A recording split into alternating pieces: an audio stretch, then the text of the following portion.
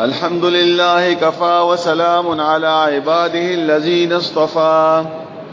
أما بعد فأعوذ بالله من الشيطان الرجيم بسم الله الرحمن الرحيم واعبدوا الله ولا تشركوا به شيئا وبالوالدين إحسانا وبذي القربى واليتامى والمساكين والجار ذي القربى والجار الجنب والصاحب بالجنب وابن السبيل وما ملكت أيمانكم إن الله لا يحب من كان مختالا فخورا رب اشرح لي صدري ويسر لي أمري واحلل عقدة من لساني يفقهوا قولي إن الله وملائكته يصلون على النبي يا أيها الذين آمنوا صلوا عليه وسلموا تسليما دماغ عزت مندو انشاءاللہ دی حقوقو سلسلہ شروع کو پدی حقوقو کے بعد درې څلور درسونه شاید وی چې هغه کې مو یو د پړوسیانو حقونه دي چې مو ته پښتو کې ګوانډي هم یایو او بیا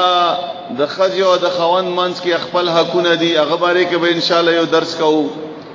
او بیا د مور او پلار او د اولاد څخه حقونه دي هغه باره کې به ان شاء الله یو درس کوو د ما عزتمندو یو عبادت دي او یو معاملات دي یعنی وتا عبادت یې لشي بل ته معاملات یې لشي په دنیا کې هر یو کس د غدوو کارونو سره مخامخ تا یا بده عبادت کوي یا به څه معاملات کوي نو عبادت هم خالص د الله رضا د پاره او د رسول الله صلی الله علیه وسلم په طریقې باندې پکار ده همدارنګه څه کله معاملات راشي چا سره خپلو پړوسیانو سره کور کې خپلو بچیانو سره بچیانو مور او پلار سره یا نورو رشتہ دارانو سره یا عام پردیو خلکو سره څه معاملات راشي څه خبره راشي کغه غم دا کغه خدیدا او کغه جرګا دا هغه د پاره هم اسلام د مور رهنمایي کړی دا الله تعالی د مور رهنمایي کړی دا رسول الله صلی الله علیه وسلم ته طریقہ خېلی دا چې هغه معاملات بسرنګي کوي او دا معاشره چې کله خرابيږي یو کله گاون چې کله خرابيږي خاندان چې کله خرابيږي په هغه کې بنیادی طور باندې یو تو خبر راشي نو هغه د وجنا هغه ټول کله وطن معاشره کور خاندان هغه خراب شي هغه کې بے اتفاقی راشي ټولن اول چې کوم خراب صفت تا هغه دادا چې خلکو کې مفاد پرستی راشي یعنی هر یو سړی د خپل مفاد خبره کوي نو چې کله مفاد راشي هغه سره اتفاق او اتحاد ختم شي لکه مثلا دو ورونه دي درې ورونه دي څلور ورونه دي دا غوي شریک کاروبار دا شریک کور دا کله څه په دې کې یو ورور هغه په ځړه کې دا خبره راشي چې یرا دی کار کې ما د پاره څه फायदा ده ذاتی طور باندې ما ته څه फायदा ده یعنی هغه ورور فائدې ته ونه ګوري د کور فائدې ته ونه ګوري خپل فائدې ته وګوري نو خپل فائدې لپاره هغه بیا غلام کوي خپل فائدې لپاره هغه به دروغم یي خپل فائدې لپاره هغه به هر یو کار کوي نو چې کله خپل مفاد حاصل اول پکې دا یو ورور شروع کی نو هغه سره کاروبارم خراب شي د کور اتفاقم خراب شي مینا محبتم خراب شي بس دا کور ړنګ شي کورم ړنګ شي او دغه دکان او د کاروبار دام ړنګ شي دویم شی چې کوم دغه خود غرضی دا خود غرضیم امدا تقریبا خپل ذاتی مفاد ته رشي چې هر یو سړی خود غرض شي خود غرض مطلب دا دا چې خپل फायदा لټي خپل غرض پوره کوي د بل چا غرض نه پوره کوي قرباني ماده ختم شي هر ځکه که خبره کوي مخبل ځان د پاره کوي او که کار کوي ځان د پاره کوي نو چې کله خود غرضی راشي ورونو په منځ کې محله کې او بیا خپلوانو منځ کې هغه سره بیا د خاندان د کور د معاشره د به خراب شي دریم شی منافقت تا منافقتم تقریبا عمدغه شی ده په ترګند باندې به یو کس یو ورور هغه به خواږه خبره کوي پستا خبره به کوي خو زړه کې به هغه منافقت وي زړه کې به هغه غلا پراتاوي زړه کې به هغه اتفاق او اتحاد سره دلچسپي نه وي بلکې ځان سره به دلچسپي وي همدارنګه معاشره کې څکله یو کس کې منافقت راشي ټول معاشره خراب شي کله چې په محله کې یو کس مفاد پرست خود غرضه او منافقت یو کس شروع کی امحلا ټوله خراب شي سره. او څلورم دا چې قرباني جذبه ختم شي، یعنی یو کس قرباني نه ور کوي، ځان باندې تکلیف نه تیری، ځان باندې سخت نه تیری، هر ځای کې خپل مفاد لټای، ځان د پاره خیر ګوري، کپبل هر څه تیریږي او تیریږي به، نو دې سره دغه کور خاندان کله ملت او معاشره دا خراب شي. څکله قرباني جذبه او قرباني ماده ختم شي په انسانانو کې. او پنځم نمبر کې فخر او غرور دا، څکله په یو کس کې تکبر پیدا شي، فخر او غرور هغه کس شروع کی، هغه فخر غرور سلام د مسلمانانو معاشره کور خاندان کله وطن د هر څه به خراب شي. نو د ما عزتمندو د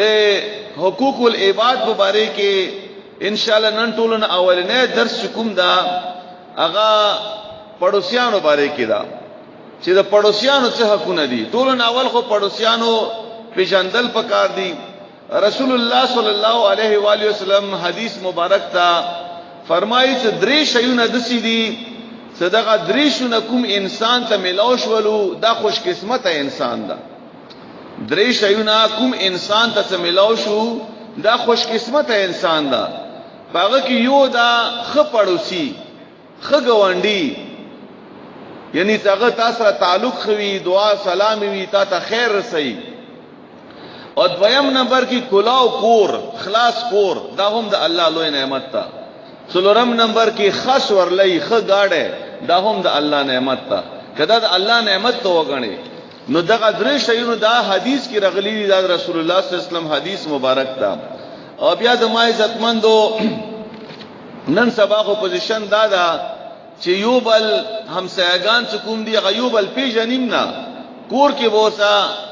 جوخت کور بوی بل دا بنه پیژني چې دا د کوم ځای دا او کوم ځای نه راغلی دا، خصوصا دسي ماحول کې لکه څنګه د کډی ماحول دا، یا دسي حیات آباد ماحول دا، یا د اسلام آباد ماحول دا،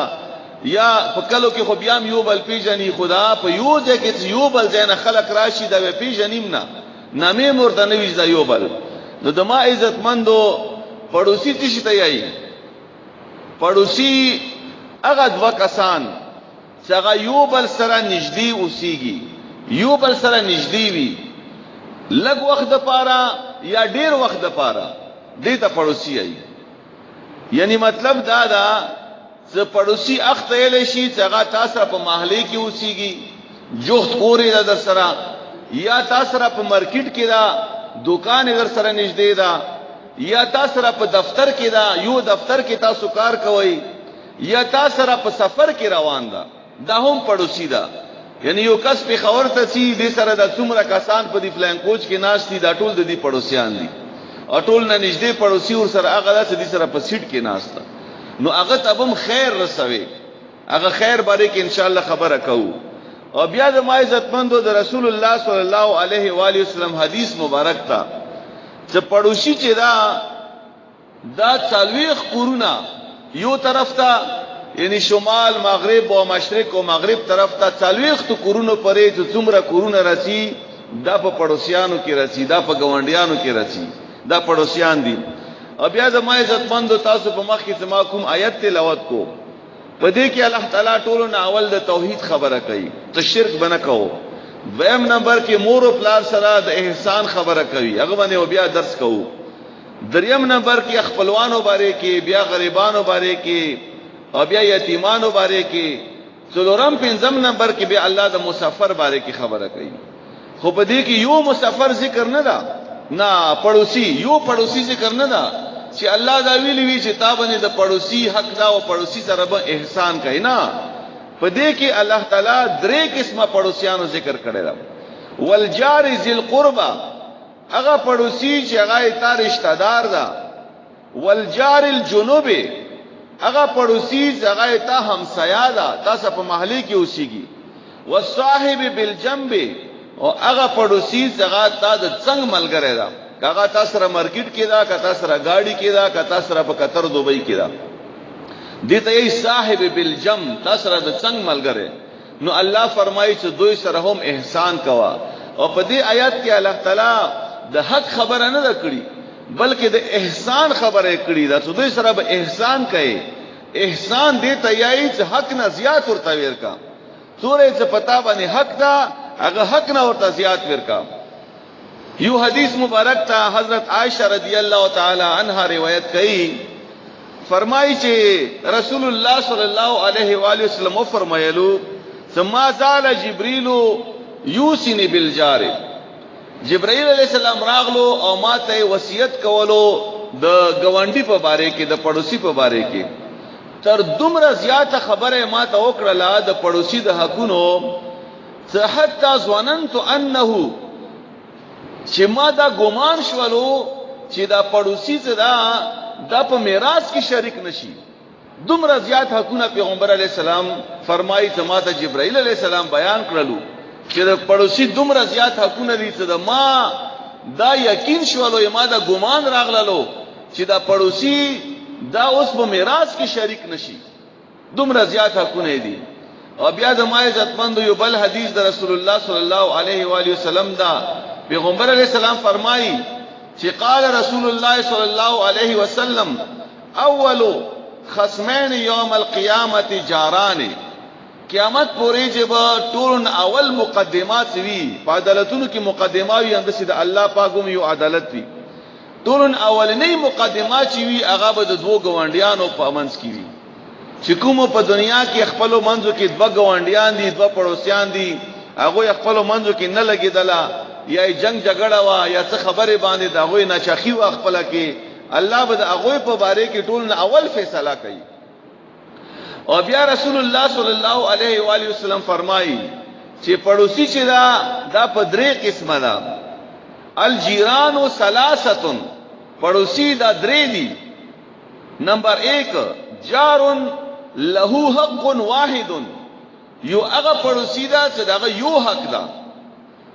وجار له حقان او یو هغه پړوسی دا چې هغه دوه حقونه دي. وجار له ثلاثه حقوق او دریم هغه پړوسی دا چې هغه درې حقونه دي پتا باندې. نو چې دا کوم پړوسی یو حق دا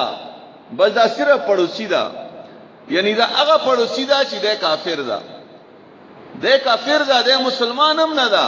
خو ته تاسو سره په گاوند کې اوسېږي تاسو سره په محلي کې اوسېږي نو دې تا باندې حقونه دي. کدی ته تکلیف ورسېدو دې سره به امداد کوي. کدی ته ضرورت شو تا وس رسیږي دا ضرورت به ورته پوره کوي چې دا مسلمان کافر ویل نه دا. دا یو دا پړوسی دا. دویم هغه پړوسی دا چې هغه دوه حقونه دي. هغه دا فرمایي چې فالجار المسلم هغه پړوسی چې هغه مسلمان دا نو د دې دوه حقونه دي. یو حق دا چې د مسلمان دا دویم حق دا چې د پړوسی دا. او فالجار الذي له ثلاثه حقوق او هغه پړوسی چې هغه درې حقونه دي. نو هغه چې دا الجارو نمبر 1 چې دا پړوسی دا. نمبر 2 المسلم دویم دا چې د مسلمان دا. ذو رحم دریم دا چې د تا رشتہ دار دا. یعنی هغه پړوسی چې هغه د تا رشتہ دار دا د هغه درې حقونه دي په بل پړوسی باندې. یو دا چې د رشتہ دار دا دویم دا چې د مسلمان دا دریم دا چې د پړوسی دا. او بیا د ما عزتمندو نو دې ته اوس ګوره څوره نږدې پړوسیان دي مسره دا غوي مسره کوم قسم تعلق تا. اکثر د مو تعلق هغه خلکو سره دا چې هغه مسلمانان دي هغه د مو ګوانډیان دي او باس پکې خپلوانم شتا باس پکې غیر مسلم بومبي نو د دې ټول حقونه دي. او بیا د ما عزتمندو د پړوسی په باره کې یو وګړو او طویل حدیث د رسول الله صلی الله علیه و آله وسلم دا هغه کې پیغمبر علیه السلام ته یولس خبرې کړې دي چې دغه یولس خبرې چې دي دا رسول الله صلی الله علیه وسلم د گوانډي او د پړوسی په باره کې کړې دي. صدای تاسو باندې حقونه دي دغه یولس حقونه دي. هغه کې فرمایي چې ټول نه اولنې حق دا چې کله پړوسی تانه مدد وغواړي نو ته ورسره مدد کوي. یعنی تا ته ویلو چې لګاډه راکا لګ سایکل راکا لګ موټر سایکل راکا بازار پورې سم یا زه بیماری ما سره هسپتال ته لاړ شه یا کور کې یو شی ختم دا لګ دغه شی راکا.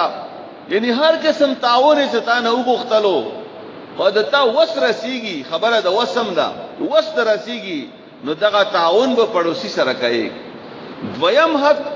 فرمایي چې کدا پړوسی تانه قرضا وغواړي نو ته ورته قرضا ورکوي که وست رسیږي یو خدای ته وست نشته قرضې پیسې نشته نو چې وست رسیږي پړوسی ته پیسې په کار شولې هغه ته به پیسې ورکوي دریم دا چې هغه غریب ده نو هغه ته به فایده رسي نقصان به ورته نه رسي ته به ګوري چې دا غریب ده دې ته اوس د تشي ضرورت ده ما وست رسیږي زب دغه غریب پړوسی سره په دې ځکه دغه امداد وکوم څلورم دا چې کده پړوسی بیمار شي نو هغه ته پوسټه بچي دغه پښتنې ته بچي او پنځم دا چې کده پړوسی په کور کې څه خوشحالي ده واده ده یا چې ته سنتي ده یا چې ته مشوم پیدا شو یا بل څه خوشحالي ده نو هغه مبارکي ته ورچی بغیر دیالونه هغه مبارکي ته ورچی دا حق ته د پړوسی او شپږم دا چې کوم د پړوسی ته تکلیف ورسیږي ته مصیبت ورته ورسیدلو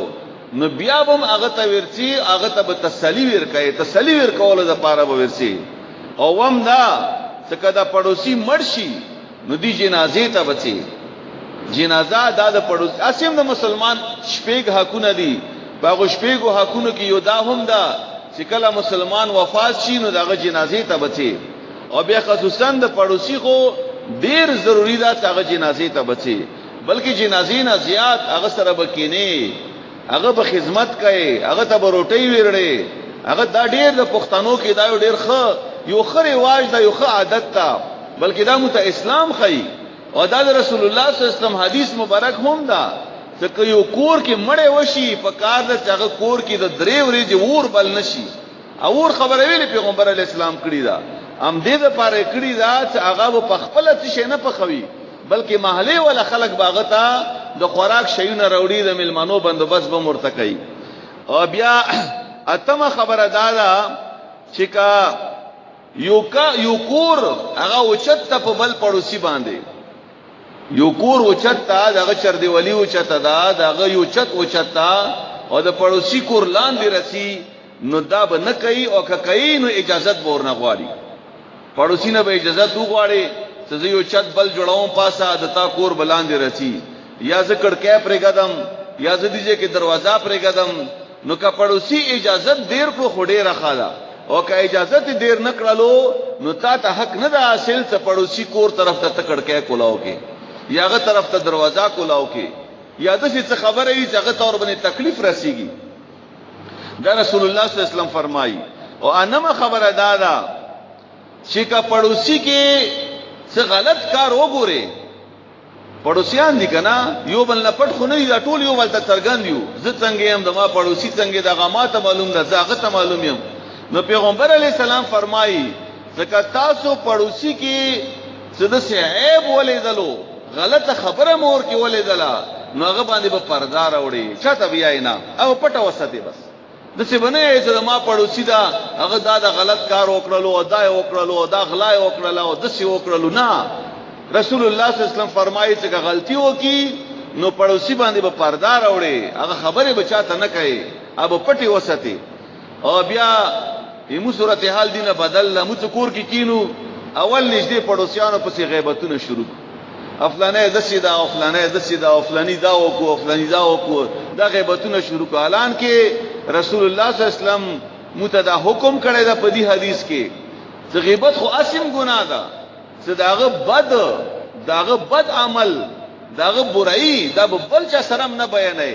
او پټه ساتي داغه پرده پوشي کوي پاغه باندې او لسمه خبره رسول الله صلی الله علیه وسلم دا کړی دا چې د تاسو په کور کې کوم شی پوښ شي کوم سالن پوښ شي نو د هغه خوشبو سره خپل پړوسی ته تکلیف بنویر کوي او کچېره بیا خوشبو د پړوسی کور ته چی نو بیا باغ سالن کې پړوسی کورم شریکوي بیا یعنی د یو شی دا څنګه ته کور کې پخاوي او د تا پړوسی کور کې هغه شی نشته دا یا هغه غریب دا یا کور کې شتانه دا نو مثلا د ګډ ورته غوخي دي اته ورته یا هټول محله کې هغه بوی پلاویږي بیا نو دا رسول الله صلی الله علیه وسلم حدیث مبارک تا څنګه کور کې د څه شی په خایت هغه خوشبو بل کور ته تین هغه کور ته بیا هغه شی ورکوي او کنه شی ورکول نو خوشبوئی پټه بیا پیدا شي پټ وکړه چې هغه در نه خبر نشي. او بیا رسول الله صلی الله علیه وسلم فرمایي خپل بچیو ته کوم شی تر وړي بازار نه میوه دا یا بل شی دا یا بل شی دا نو دا به هغه ته هم استای او کدا غو بچیو ته نشستولې نو به پټ کور ته راوړه چې به د سره د پړوسی بچیانی ونه ګوري ځکه چې غریبان وي محلي کې هر چا به د میوه وس نوي هر چا به د غوخي وس نوي هر چا به د خو ورکونو وس نوي نو څکل خپل بچی ته یو شعر وړي نو بیا هغه نور بچو تم راوړه محلي کې کوم شومان دي او کنه شي راوړلې نو بیا دا شی پټ نه بس کورته څه دوی ونه ګوري. او بیا رسول الله صلی الله علیه وسلم فرمایي دغه یولس خبره رسول الله صلی الله علیه وسلم وکړلې نو د ما عزتمندو د دې مدین دا د دې پړوسیانو د حقونو هغه نو چوڑ په دې حدیث کې رسول الله صلی الله علیه وسلم بیان کړی دا. او بیا قران کې الله څه فرمایي قران پاک کې الله تعالی فرمایي دا اخیری سپاره کې یو سورۃ دا سوره ماعون هغه کې الله فرمایي چې ويمنعون الماعون مطلب دا دا چې پړوسی تانه تشه وګړي دا ورنه منې کوي نه او چاته منې کړلو نو د سورۃ په اول کې الله فرمایي چې فویلن دغه کس د تباشي دغه کس د هلاک شي چاته پړوسیانو نه تشه باندې کړلو دا کوم شی دا د عام د ضرورت شی مراد لکه مثلا نږدې کور نه مشوم راغللو څ کور کې ماچس غواړي کور کې لګه مالګه غواړي کور کې لګه چینی پکار شولا میلمانه راغللو لګ پلیټونه راکې لګه ډونګار ته راکې لګه بیلچاره کا لګه کایرا کا لګه اندر پیارا کا دا استعمال شیونه کور کې پکاريږي کنه یو پړوسی کور نه بل پړوسی کور ته بچی لاړ شي دغه شیونه راوړي مور او پلار واسطي نور الله تعالی په قران کې فرمایي چې دغه شیونه به خپل پړوسی نه منې کوي او که منې وکړو نو فویلن به تا د پر تبعیدا ته د تباشي بیا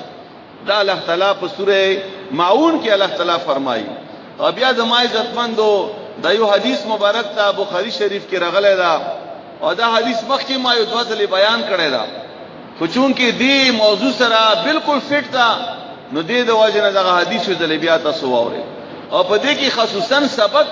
زنانو د پاره ده خزو د پاره ده. ابو هريره رضی الله تعالی عنہ نه روایت تا چې مسلمانان صحابه کرام رسول الله صلی الله علیه وسلم سره ناستو په دې کې د یوې خځې تذکرہ وشوله څنګه فلانه خځه نو فرمایي چې هغه خو ډیره ښه خځه ده د هغه د مون ذکر وشولو صلاتها وقيامها وصدقتها څنګه خو د سي منځونه کوي د سي صدقې ور کوي او د سي شپې تهجد کوي نفلونه کوي خو لیکن یو عیب پکې دا څنګه نه پړوسیان خپالي دغه شبه سخت ده دغه رویه سخت ده دغه عمل د سي عمل له پړوسیان ورنه خپالي نو پیغمبر علیہ السلام و فرمایلو لا خیر فیها په دې خځه کې خیر نشته ده او بیا و فرمایلو قال هي فی النار دا خځه به جهنم ته چی دا به دوزخ ته چی ځکه چې دینه پړوسیان خپالي کدا ډیره نیک ده دا ډیره صدقې ور کوي دا ډیر نفلونه کوي او دا ډیره روزي ستي خو چې پړوسی ورنه خپار ده نو پیغمبر علیہ السلام دوی خبره وکي وادات لا خیر فیها په دې کې خیر نشته دویم عادت هي فی النار دا په جهنم کې وي دا په اور کې وي. او بیا په دې مجلس کې ذکر وشولو دی بلې خځه سدسي و بل خځه دا چې د هغه صدقې ډېری لګې دي داغه نفلونه ډېر لګ دي بلکې هغه صرف فرضي عبادت کوي چې کوم فرضي عبادت تا او کچيري بیا چاته صدقام ور کوي نو د پانیری وا ټوکړه چاته ور کی د پانیری وا ټوکړه دا ډېر لګ شي دا خو لیکن خبره پکې دادا چې داغي ژبه نه پړوسیان محفوظ دي پړوسیان ورنه خوشحال دي ژبه خوږه ده ژبه پستا ده ژبه نرمه ده پړوسیان سره تعلقات ډیر خدي پړوسیان ورنه خوشحال دي نو رسول الله صلی الله علیه وسلم فرمایي چې هيا فی الجنه داخله به جنت ته شي د ما عزتمندو دومره زیات فرق تا یعنی صرف په دې باندې چې وینه پړوسی خپا او بل نه خوشحال جهنم او د جنت فرق پکې راغللو د اسمان او د زمکه فرق پکې راغللو. او بیا رسول الله صلی الله علیه وسلم فرمایي دی خذو ته فرمایي قال رسول الله صلی الله علیه وسلم یا نساء المسلمات اے مسلمانانو خذو لا تحقرن جارة لجارتها ولو فرس نشات تاسو ته ګوانډي کور نه یو معمولی شی راشي د خوراک نو دا معمولی مګنا اگر چې د بزی اډو کې ویلې نوي اکرپاون کې اډو کې پر غوخه نه وی کنه هغه کرپاون کې اکوري هډي تورته یای هغه پوسټ باندې اډو کې وی نو دا پوسټ اډو کې تاسو ته راشي د ګوانډیانو کور نه نو بیا هم بد مګنا او د مو صورت حال دا چې کله مو په دسترخوان باندې کینو خاص کر رجوع کې خدا دا سیستم وی یو کور نه بل کور ته رجمات دي بیا هر رجمات دي کې خبره مونږ نه کوو عیب پکې لټو دا خې تاریخ په خلای دا او د خوب په خلای دا او د کې غوخه نشته او د کې غوړي ډیر دي او د کې غوړي لګ دي دا قسم ته نقطه چینی کوو بیا د بلچا په ترکاریانو کې د بلچا په خوراکونو کې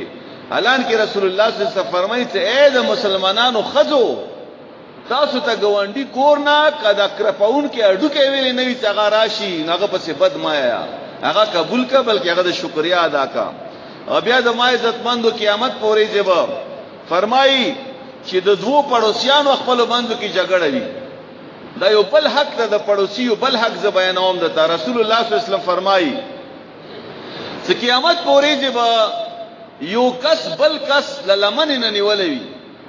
او الله تعالی په حضور کې به پیش کی چې دایما پړوسی دا او دی ما سره زیاته کړي دا دی ما سره ظلم کړي دا دی ما حق نه ادا کړي هغه پړوسی ورته وایي چې یا الله ما خو ته زیاته نه ادا کړي ما ته خو نه دي چې ما دي سره ته زیاته کړي نو دې ورته وایي چې یا الله دی ما سره نور زیاته نه ادا کړي خو زیاته دا کړي دا چې ما کومه ګناه کوله دې زمانه کولم نه دا لوی زیاته ادا کړی دا ما کې ګناه وا او دې زمانه کولم نه نو دام د پړوسی حق تا چې پړوسیانو کې ګناه وګوري غلط کار وګوري نو اب منه کوي هغه ته بیا اعتدام کوا دا حق دا او دویم دا چې دې بخپل نیکی کوله او ما ته به نه یلو چې نیکی وکا خپل به مونږ کولو ما ته به منځنه نه یلو خپل به قران یلو ما ته به منځنه نه یلو ما ته به قران یلو نه یلو خپل به جمعه تطلو او ما ته به د جمعه د تللو دعوت نه رکولو نو دا پړوسی به سبا قیامت پورې جی الله تعالی په حضور کې مو باندې شکایت کوي نو دې د وجنا کوم خپل عمل کو نیک فکر چې هغه دعوت پړوسیانو ته ورکو دا اصل کې د دعوت خبره ده په دې کې د تبلیغ خبره ده په دې کې چې دغه دعوت کار دا کوم خپل نیکی ته تا کې شته کوم نیکی ته کوي نو دا پړوسیانو ته هم وخیا او کومي ګنا نه ته ځان بچکای دغه ګنا نه دغه پړوسیانم بچکا او بیا د ما عزتمند رسول الله صلی الله علیه وسلم فرمایي من اذا جاره چا چې پړوسی ته تکلیف ورسولو فقط اذانی نو بشک دی ما ته تکلیف ورسولو پیغمبر علیہ السلام فرمایي زی خفا کړلم ومن اذانی او چا چې ز خفا کړلم فقط ازل نو بشک هغه الله خفا کړلو نو د پړوسی په خفګان د پړوسی په تکلیف الله ور باندې خفا کیږي بیا او بیا فرمایي ومن حارب جاره فقد حاربني ومن حاربني فقد حارب الله چا چې پړوسی سره جګړه وکړه دی ما سره جګړه وکړه چا چې ما سره جګړه وکړه دی الله سره جګړه وکړه نو د ما عزتمندو رسول الله صلی الله علیه وسلم زندگی د رسول الله صلی الله علیه وسلم ژوند د موږ پر ایوانه منادا رسول الله صلی الله علیه و آله وسلم کور سره جوخت کور د ابو لهب او ابو لهب څوک د رسول الله صلی الله علیه وسلم ترو او د هغه ترو چې دی ایمان نه وروړي بلکې ایمان په ځای باندې بدی رسول الله صلی الله علیه وسلم ته څومره وسبه رسیدون پیغمبر علیه السلام ته به تکلیف رسولو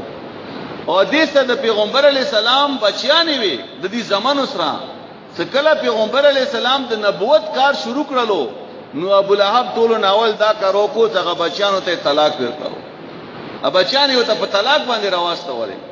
او بیا ابو لهب بل کوم کار کولو بل به دا کار کولو چې کله کور کې به ګندګي کومه جمع شولا ګندګي خواله به جمع شو هغه ګندګي به راواغستله رسول الله صلی الله علیه وسلم کور ته ورويشتله خو پیغمبر علیہ السلام چیرې مرته نه دی لسدا تحقیق یو کا بد کوي پیغمبر علیہ السلام دغه عزت هم کړی دا احترام هم کړی دا ځکه چې تریو او بیا دغه تندیار چې کومه وا چې دغه ذکر په قران کې هم راغلی د حمالۃ الحطب دغه سوره لهب کې د هغه خدي ذکر راغلی دا چې هغه بتلله غرتا او غرنه به ازغیر وړلو لرګي به وړلو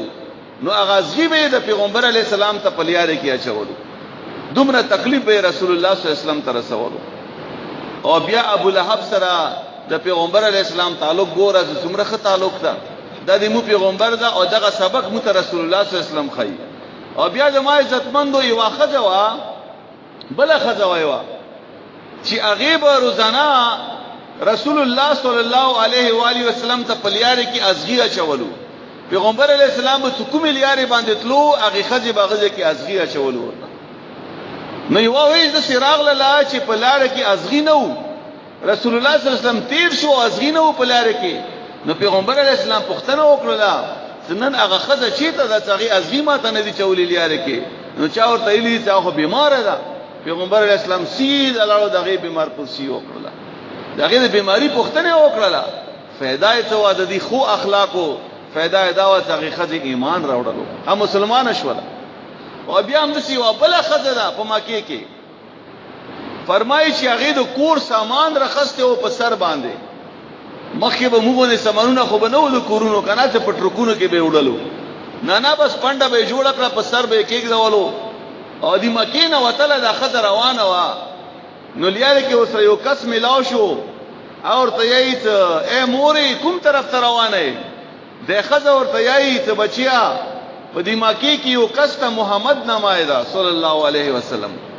اغه نه تختم خلک یې څنګه جدو ګرځ نعوذ بالله خلک یې څنګه جدو کوي نو اغه نه تختم د کله پرګدم د وطن پرګدم بس کې نو بیا ورته د نوجوان یې د بچي سموري دا سامان ما ترکه دا بل سره زیو سم ځکه زه دا ډیر درونده نو دی اسمانو نه رخصته ده وړلې د سامان ور سره یوړو چې کوم ځای ته د خځه اطلاع مغزه پورې د سامان ور نه یوړو نو بیا ورته کله ورسوله نو په غیږه کې دغه نوجوان ورته ته موري ته چانه تخت یا خزیم ته چانه تخت یا خزیم محمد خزیم نو هغه خځه حیران شوله نو مغزه کې ایمان ور باندې راوړلو او ور سره واپس راغله لمکه نو دې ته اخلاق دی دا د پړوسیانو حقونه دي دا د محلدارو حقونه دي بیا د ما عزتمندو اسلام متداخی ته څومره تانه کېدل شي پړوسی ته خیر ورسوا ته تکلیف مار سوا د ما عزتمندو بیا د مو کردار څه ده د مو کردار دا د مو کوشش دا وی چې پړوسی خپاکو هغه ته پلیاره کې غندونه واچو هغه ته پلیاره کې د باتروم غندم واچو هغه ته پلیاره کې د څکلا کور جارو کور صفاکو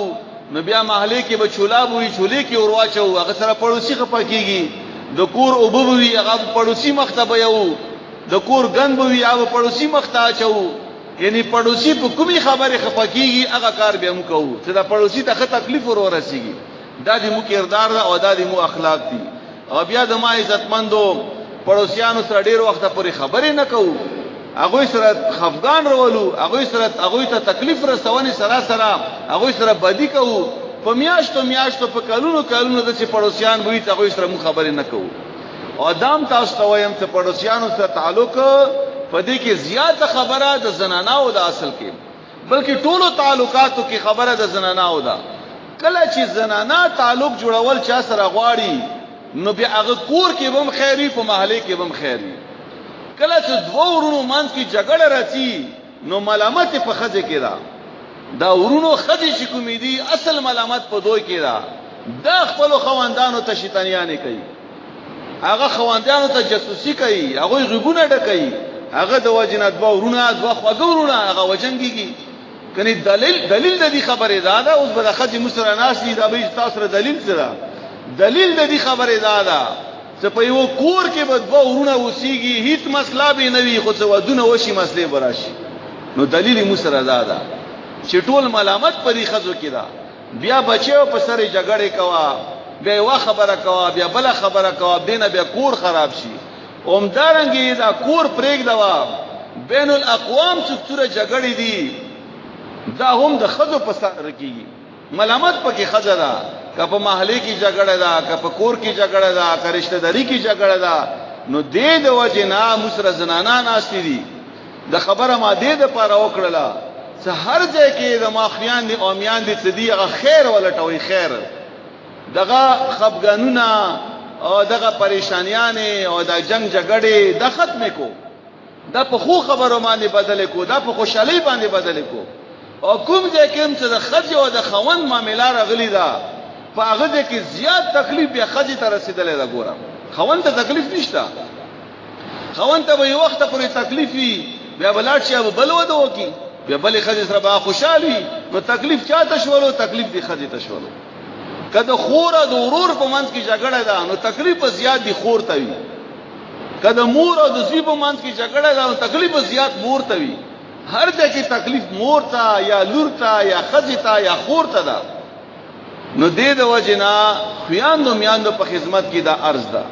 چې ځان باندې زور یوسو خیر دې ځان باندې زور وړه خو کوشش دا کوا چې سړیو په منځ کې جګړه را نشي محلي کې جګړه را نشي فساد را نشي دې سره مسلمانانو معاشري ته نقصان رسیږي او بیا د ما عزتمندو سړیو په خدمت کې هم دا عرض ده چې هغه سړی چې هغه ځان ته مسلمانان یې په کار ته هغه هم په ځان کې صبر جذبه راولي صبر برداشت مینا محبت خپل کور ولې د پاره خپل محلي د پاره او خپل هر څه د پاره ځکه چې مسلمان سره به سړی ویلې جګړه وکي مسلمان سره به سړی ویلې تکلیف جوړ کی ویلې باغ سره خفګان وکي مسلمان خو الله په قران کې فرمایي چې انما المؤمنون اخوه دا مؤمنان د خپل کې ورونه دي او بیا د اسلام رور ولیدا اسلام رور ولی چې دا د وینې رور ولی نه زیاته خوګاله پام دې رور ولی باندې به مت جنت ملويږي ګوره په دې رور ولی باندې به الله مسرا تعاون کوي نو د ما عزتمندو دا یو څو خبرې وي د پړوسیانو د حقونو په باره کې الله تعالی د مت په دې سبق باندې پویا الله تعالی د په دې باندې عمل کولو توفیق راکړي دعا او امين الحمدلله رب العالمین والصلاه والسلام علی رسوله محمد و آله و اصحابہ اجمعین یا الله تعالی ته موږ ګناهونه معاف کړي یا الله تعالی دې موږ مور او پلار ګناهونه معاف کړي یا الله تعالی د ټولو مسلمانانو ګناهونه معاف کړي یا الله ته موږ هغه کار واخلې چې تور باندې خوشاليږي او یا الله تعالی ته موږ هغه کار ما خلص تور باندې خفقېږي یا الله روزي مبارکه میاشتا یا الله تعالی ته د رحمت باران وکي یا الله تعالی ته د رحمت باران وکي یا الله ته د رحمت باران وکي یا الله تعالی موږ د روزي په خپل دربار کې قبول کړي موږ د نوافل لا تراویح د خپل دربار کې قبول کړي یا الله تعالی څوک چې اعتکاف تکینی اراده وي دا غو ارادو کې خیر او برکت واچي یا الله ته توفیق ورکړي او یا الله تعالی د عمل په خپل دربار کې قبول کړي یا الله تعالی کوم چې د مو درس کول لګیاو په دې درس ته څوک هم رسی یا څوک مووري دغه درس په هر ځای کې چې دی یا الله تعالی دا غوي دغه اوریدل او دراتل د هر څه په خپل دربار کې قبول کړي یا الله تعالی د دې مو ټول مشکلات آسان کړي یا الله هر مصیبت نه موسته هر تکلیف نه موسته هر آزمائش کې کامیاب کړي یا الله صورت بیماران دي ته شفای کامله ورکړي یا الله څومره څه قرضدار دي یا الله قرض نه اخلاص کړي یا الله څوک بے روزګار دي ته روزګارو ته د حلال روزګارو تویر کړي یا الله تعالی څوک بیماران دي هغه ته شفای کامله او عاجله ورکړي یا الله د چا بچی نشته ته نکمل بچی ورکړي یا الله تعالی د چا بچی زشتا دي ته نکمل ستر کې او د سترګو یخواله او تو ګرځي یا الله تعالی تمونه هغه کار واخلې چې تور باندې خوشاليږي هغه کار ما خلې تور باندې خفقيږي یا الله موږ د ملک په دې ملک امن راولي په دې ملک خوشحالي راولي یا الله تعالی مخکې د درې میاشتې ډېر لوی آزمائش ته په دې ملک باندې په دې کې به د خلکو مشران جوړيږي یا الله تعالی د مودسي مشران جوړ کې څنګه په د خلکو په ضرورت هم پويږي او په قران او حديث باندې پويږي او اسلام د پاره فائدہ منوي او پاکستان د پاره فائدہ منوي او عوامو د پاره هم فائدہ منوي وصلی الله تعالی علی خیر خلقی محمد و آله و اصحابہ اجمعین.